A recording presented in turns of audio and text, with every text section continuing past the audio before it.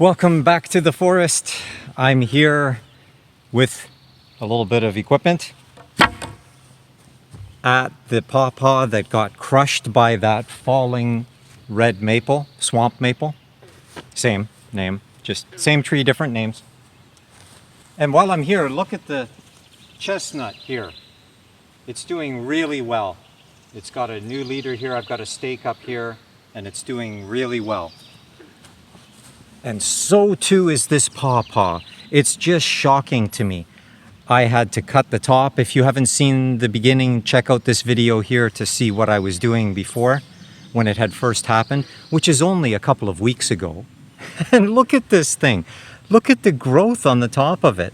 And you can see this is a new leader. And it's already making branches off of this new leader. It's fantastic. And so I've been helping it to grow. I've been feeding it like crazy.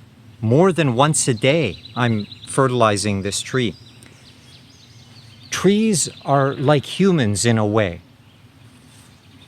I don't want to get too deep into this, but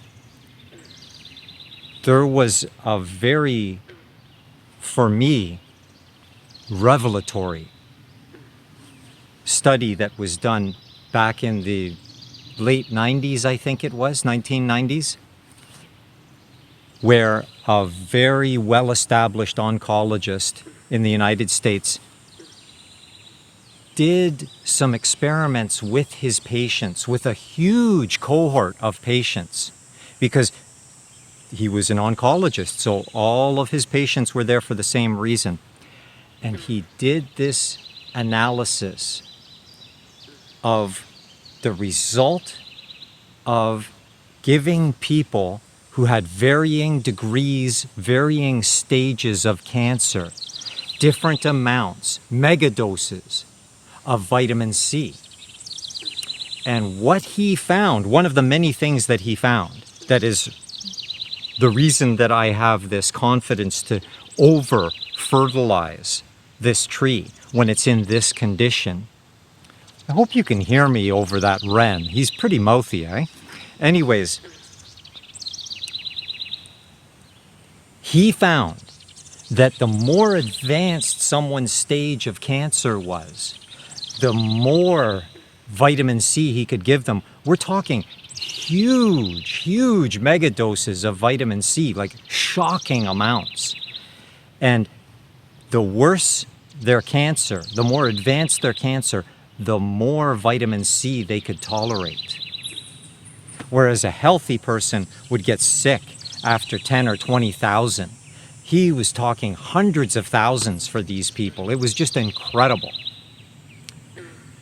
And so obviously this pawpaw it's got like stage 5 cancer from what happened to it with that tree falling on it and ripping its skin off and all the rest of it.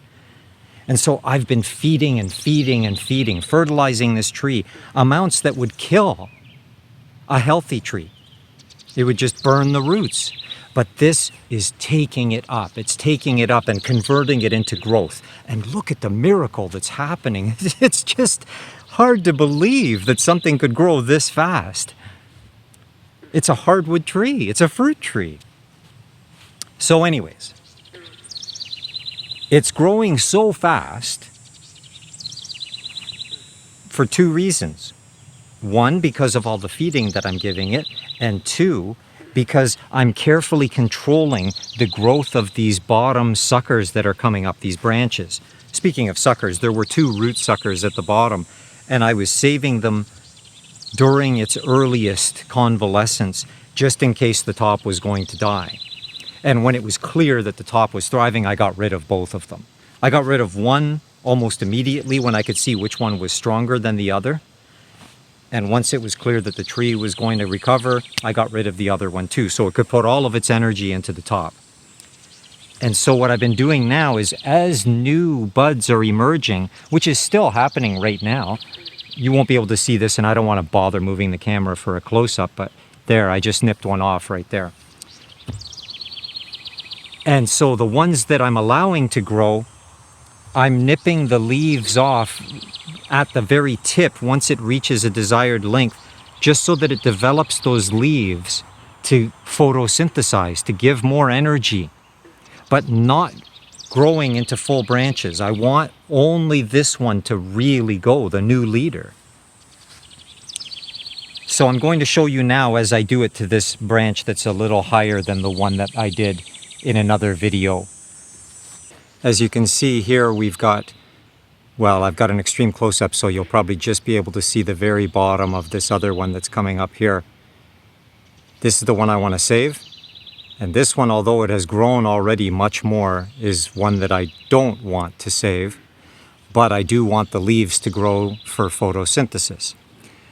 So I've been waiting until 2 leaves were going to grow to full size. As you can see, this one was attacked by a bug right at the tip of the leaf, and so it's not going to develop fully. Whereas this one got attacked by a bug on the side, so it's not really going to affect it. And here at the new growth that's just happening, this one is perfect.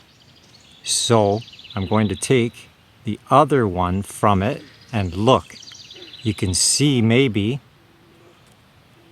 that there's another leaf already starting as well. I'm going to be nipping this off anyways, so I'm going to dig into here so that maybe we'll be able to see that other leaf that's just starting as well.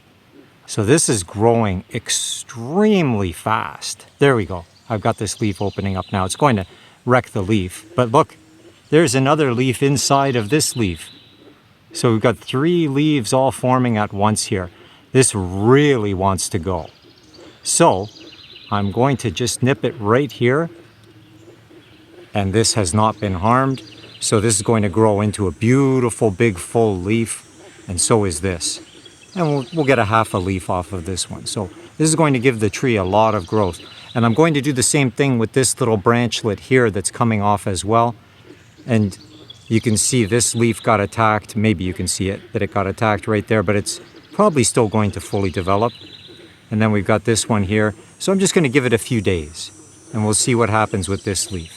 If it gets nice and big, then I'm just going to nip this. And if it doesn't, then I'm going to wait for this to develop and I'll nip it as well, like we just did right here. So this is going to help fuel the growth of that new leader up at the top. This tree is just, it's stunning to see how fast it's recovering. Okay, so that worked very well.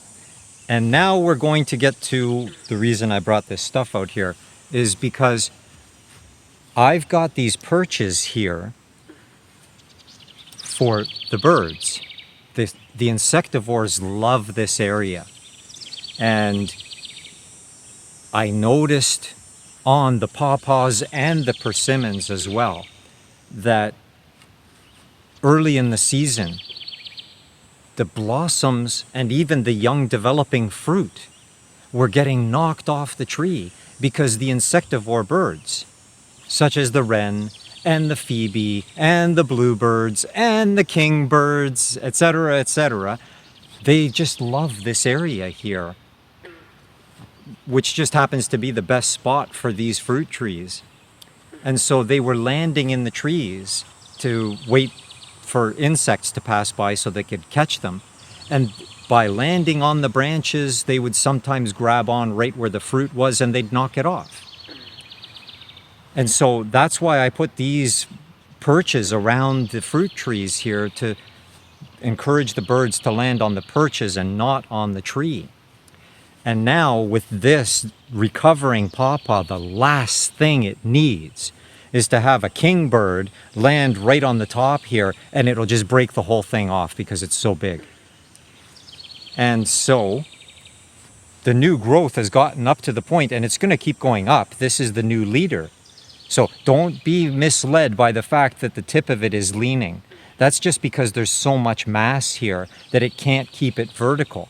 But with each new leaf shoot that goes up, it keeps going vertically, and that's what's happening here right on the tip of it. You've got a leaf that's coming up vertical, and so that's going to keep growing vertically, and this one that's leaning is going to be a branch off of the branch. Well, I was going to say off the branch, but this is no longer a branch. This is now the leader. And so this is going to be a branch off of the leader.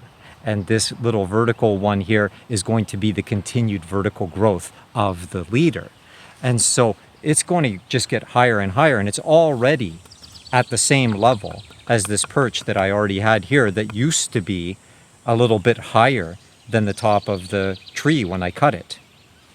So it's time for another stake. And I just realized this is pretty tall. I should have actually brought a ladder or something.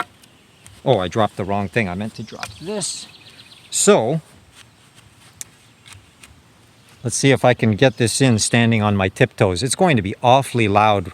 I'm going to turn the phone so that the sound of my hammering isn't going to be so terrible.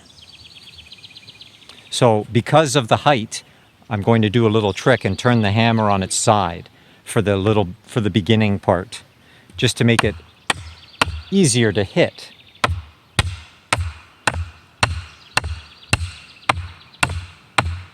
And luckily, because this is such sandy soil, it doesn't take a hell of a lot of force.